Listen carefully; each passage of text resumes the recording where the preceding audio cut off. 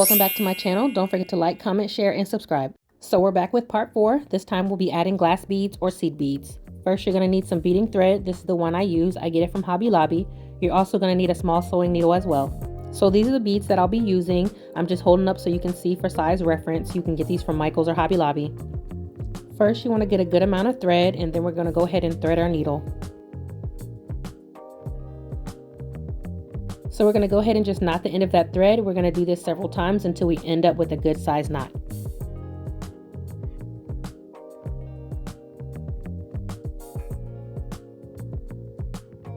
You can use your better judgment, but just go ahead and do this several times until you end up with a knot about this size.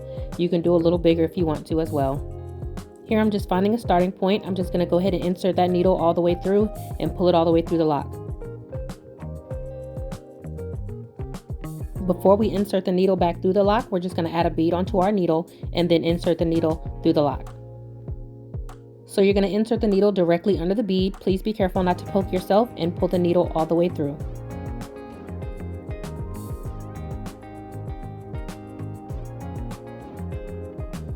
So we're going to come back around to the front of the bead and insert the needle through the hole of the bead. You're going to pull your needle all the way through and then come back around to the front of the bead and do the same thing again.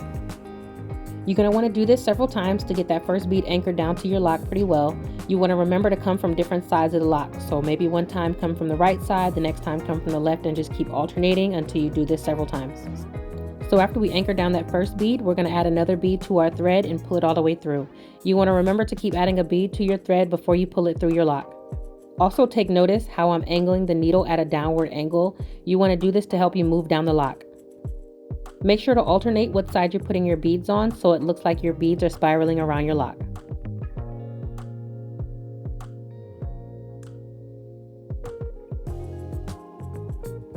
So remember, you can do as little or as many beads as you would like. We're just going to do a little section on this lock here, and then when we get to our last bead, we're going to anchor it down like we did the first one.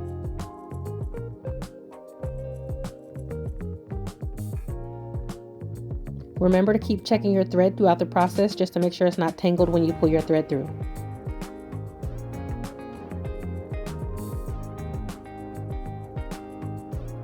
So I think this is a good amount of beads here. So your lock should look something like this when you're done.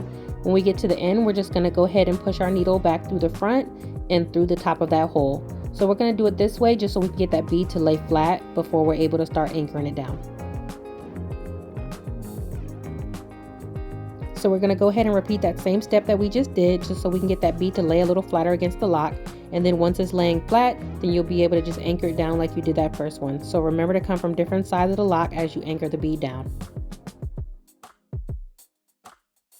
So go ahead and repeat those steps a few times until you get that bead properly anchored down. We're going to go ahead and trim that excess thread off and begin to tie our loose ends into a knot.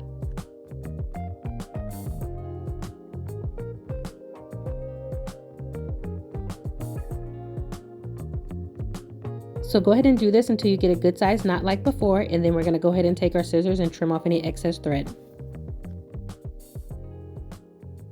And your lock should look something like this when you're finished. If you like what you saw, please like, comment, share, and subscribe.